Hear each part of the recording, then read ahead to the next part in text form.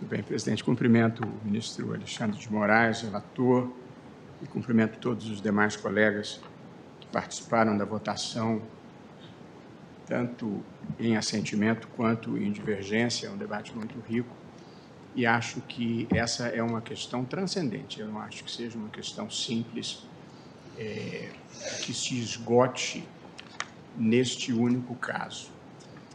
O Brasil é uma federação. Um dos pilares, o Estado Constitucional brasileiro se assenta sobre 3 pilares: democracia, república e federação.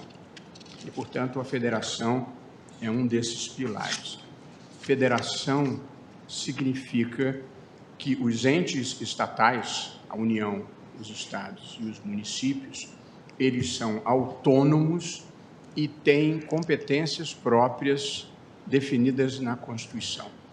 A autonomia significa o poder exclusivo de atuação dentro de uma esfera de competência própria.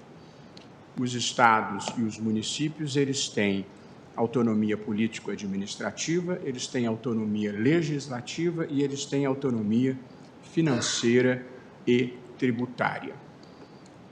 Essa é a definição de federação na Constituição e consensual na doutrina, e a Constituição brasileira, no artigo 60, parágrafo 4º, prevê expressamente que uma das cláusulas pétreas do Estado Constitucional brasileiro é a federação.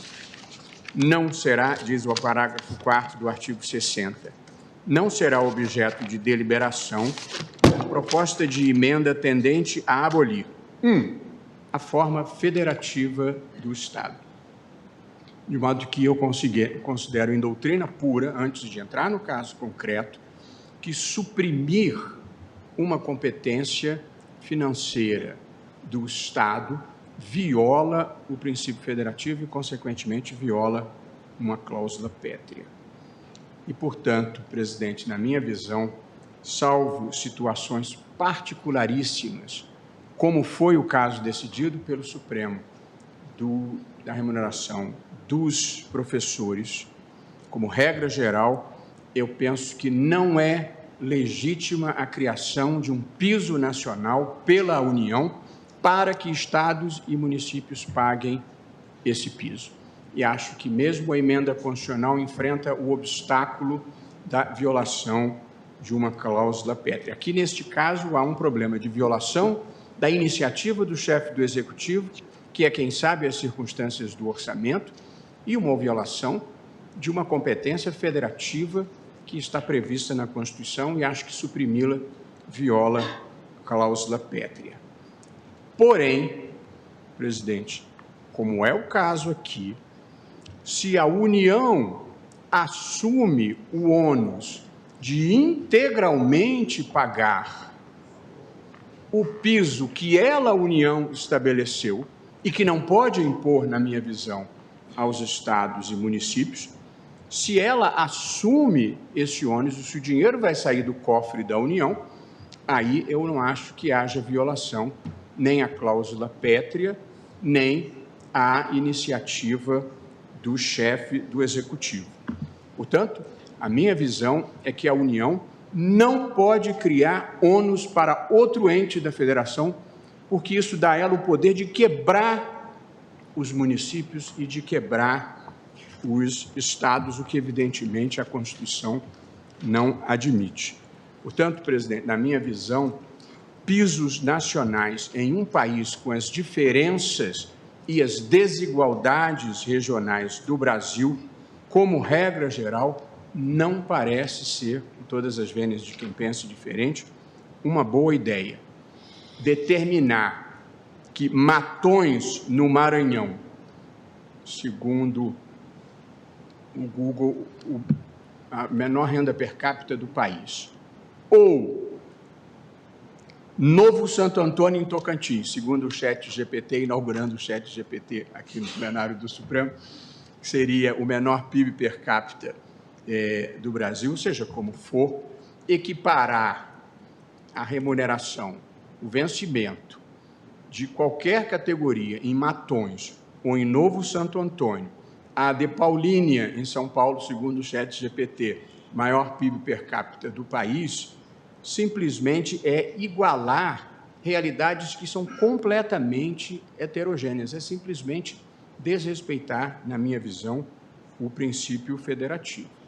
Ainda na linha dos pisos nacionais, o jornalista André Borges, do Estado de São Paulo, publicou matéria informando que há 156 projetos no Congresso propondo a instituição de pisos nacionais, de costureira a vaqueiro. Evidentemente, se essa se transforma em uma regra no país, engessa-se completamente a economia e acho que isso perpetuará o nosso atraso.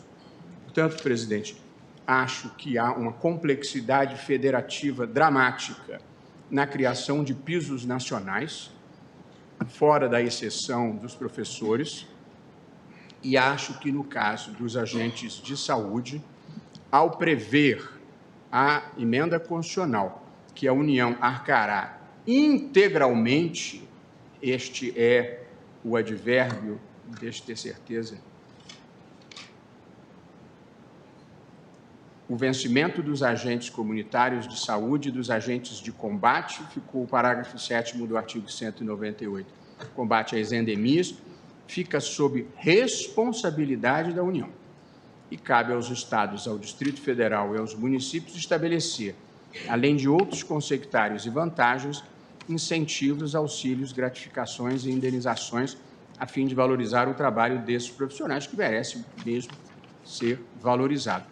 Portanto, o que está dito na emenda constitucional é que quem banca o piso nacional é a União. E aí eu não vejo inconstitucionalidade alguma. E se os municípios quiserem complementar esse piso dando uma vantagem a mais, também acho que são permitidos. Portanto, essa é a minha visão. O piso é ônus da União, em qualquer caso. E os municípios têm a faculdade discricionária de darem vantagens superiores. Essa é a minha visão, presidente.